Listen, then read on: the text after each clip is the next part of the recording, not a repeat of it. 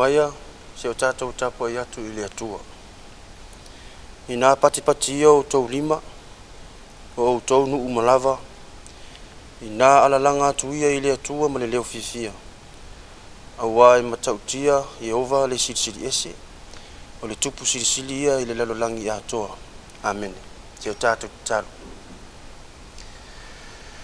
Le mwhai o no mātou whaia le nei tapo inga ma le nei sauninga, ma lo watu nuu le li e. Pe au noa ma le mana o lo nganga pa ia. O le mātou te talo ma le loto mawa lalo ia te oilo mātou te maa. A wina mai le mana o lo nganga pa ia. Se i papa tiso ma wha wina i mātou. I ne io mātou tapua ia te oe i le nganga atoa ma le wha mao ni lava. Jesu wha ola wa mātou ole ma wala au atua i nei. Amen. Ole a tātou vi atu i le vi inga, o saunia e lau fai pesi.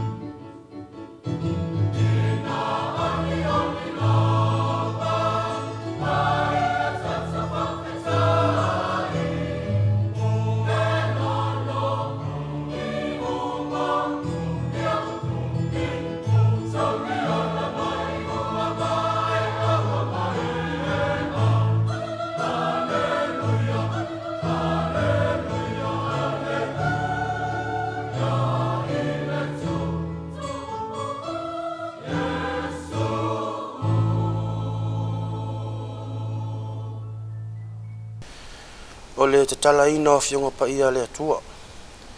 O le a maua mai le tātou tusi whaitau mai le whengenga tuwai. tusi le profeta Isaia lona matau pe lua suma le lua tatou faitau se la flafo tatou faitau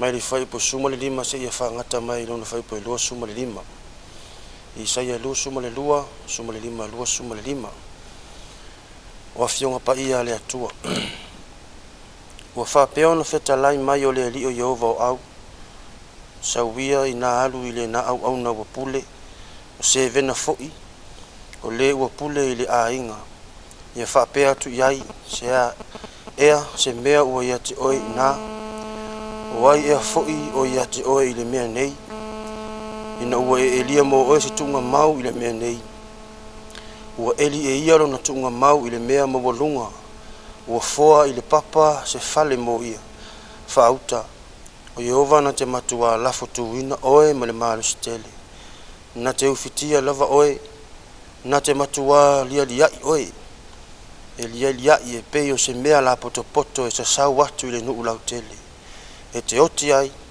e iai fo ionu foa fata vale matongo fie o le ngao le a ingo lo wali o te tulia oe ilo tofi o te lafo tuina fo oe ile mea ua e tuai o le aso foi o te vala awina ai la au na elia kimo le atali o hirikia o te fa ofuina foi o ia i lo ofu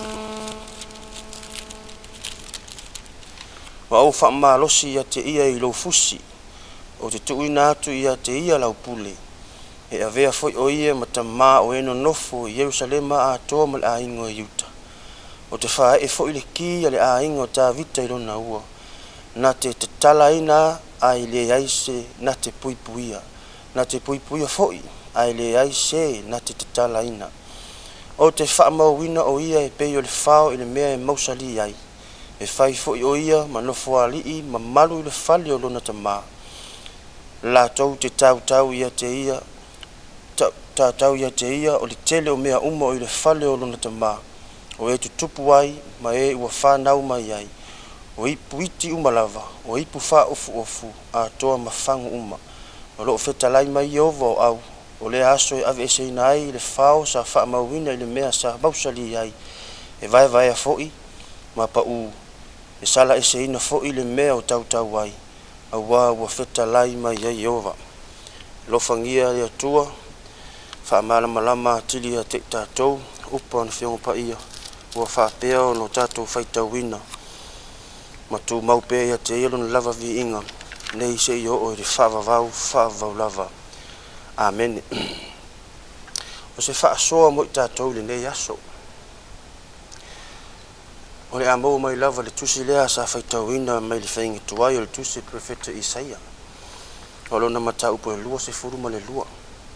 E tai ho filifilia le whai upu se furuma le iwa. E whai mamatua o se whaasoa. E whapea na whaitauina o te tulia oe i lo tofi o te lafo tuina foi oe i le mea o e tuai e whai maile au tu le tusi whaitau waso le ka le sia me tisi aua le whao ngase se ina le tofi o le mea le tupu i to tonu le tusi whaitau ua whao ngase se e se vena lona tofi o ia o le pule o le ainga o Yuta ma ia whai ai lona tuunga mau ma fōa le papa mo lona fale o lupu moni ua ia wha maua lunga i le tofi ua iai le pride ai ngalo ai a se vena o le atua na usi whea ngainga ma Israelu o le atua le na tofia o ia ma o tofinga uma e mai le atua lea. O le winga lea o le whai upu wa whai matatou matua. O te tulia oe i lo tofi. O te lafo tuina foi oe i le mea wa e tuai. O se vena wa wha mawa lunga malona manatu wa nao ia ma le aingo Yuta. Ai ngalo ai. O le atua na tofia o ia e whai mapule mo Yuta. Awa o le atua e ona Yuta. O le mea foi lea le tupu i tono le tatou watunu. e na ona maua lava o tō whinga maururunga. Vave i ona sui. O le sawa fo o le sau o whala au whasa ina i saa mo le taimi nei. O le wha noanga ono o nisi sai ai tō whinga maururunga. I whale whainga luenga o le malo. Mo wha o ngase se o latu tofi. E au wala mai ai le leanga i to tonu o Samoa ma le atunu. Ma ua te le ai le afianga i tupulanga matangata anu o Samoa. E le ngata fo i to tonu o nuu ma ainga. O tele o na wha o ngase se le tofi. E whai ai tātou mataitai i to tonu o nuu ma ainga. E whai ai mea tātou te loto ai. Ai hawhia ai tangata lau tele. Aua ne ingalu, o tō whinga uma e mai le atua. E i le atua fo i le pule, e nate ave e se ai. E peo na whai mai le matua, o te tūlia oe i lo tofi. O te lafo tuina fo i oe i le mea wa e tua, ai whai mai le au tu. Aua le wha o ngase se ina le tofi. Ono Yesu. Amen. Te o tātou te talo. Le atua oe mai le vavau, e o lava i le wha vavau. E matautia lava oe, o le atua o le alofa fua, ma le alofa muti vale. O lou alofa lava e ami o tonu. O laua whiunga fui na e tofia i mātou, na e tofia Samoa, lea wa whaavai ai lo watu nuu i ate oe. Alo mātou wanganga ili nei yaso mātou te whaafetai tele i lou alofa ma lou wanga le lei. Wa saunga le mu ma manui ai si o mātou watu nu. O manui ai mai lava yona ao se i o lava i tangata lau tele.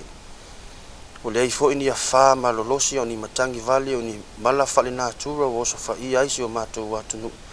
Whaafetai tele lava ta mā. O wa le eise tala e ono whaano no ai. Wa na o le leo lava o le alanga o le fia ma wha fo i bea le vi inga i ate ohe.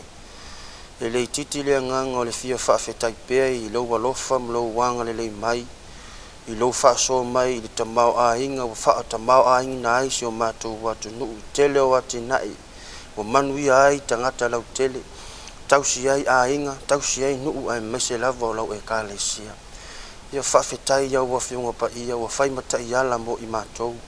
Whaafetai fo i lou wanganga pa ia wa whaima o mātou viso soan sili. A le whaafetai sili o lou watu nuu le nei aso o lou whaolatanga Yesu Keriso. Na ofo a tō mai ei lou soifua mo i mātou. Na e maliu mai toi tū manu mālo ono i mātou o tangata sala. O mātou lava o se atu nuu e le ato toa. O Samoa o se atu nuu e anga masi sei pēr i o luma. Le li e whamon mole e whamangalo. Whamangalo i mātou pe a whai o mātou whao ngase se ina o mātou tofi. Mātou te whai ai mea, mātou te loto ai.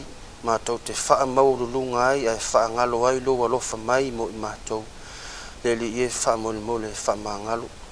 Le sawa foi o le sau o aisa, e meise foi whala au wha sa ina si o mātou watunu. Wha mangalo i e o lo o whaia pia leo winga no mātou te mai. Wa afi ai tupulanga matangata nu o si o mātou watunu. Wha mangalo le vao i mātou mo o mātou so tangata. Ai meise le vā lilo i mātou malau lava afionga.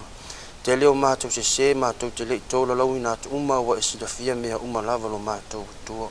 Ai au ngā le toto lo mātou li whaola Yesu Keriso ina ia mā ngalo ai i mātou. Alo whangia wha moe moenga lo watu nuu maona pokalame alwa mamau. E le eise mea mātou te mawhaia pe au noa malo au ai mai so se wha moe moenga mātou te nau e whaatino. A o lo mana a tole li ia te whaatasi mai mo i mātou. E mātou te whaia i mea uma e tusa malo fina ngalo. Ono mātou maua lea matini tau nuu i so se mea e te fina ngalo iai. Whamanuia se o mātou watu nuu, whamanuia i lo mātou whainga mālo. Le ese ai o manatu e meso le tō whāma le whautautanga. Ia le li e whamole i e utu pupuina i le tō whāma i ati oi. Ina ia tai se o mātou watu nuu i le anganga ma le loto maua lalo. Anga le le i e o mana o mia lo fesoa soani. Ia i lo whamalo longa i e o mamai mwhatautolia i mautanga se ngase maso se mea. O ai fo i o mana o mia lo whamalo longa le li e apatua i o au whaola. I o mātu te talo mana tuana i atu nuu a whenga i pēr mataua mamisa le li e.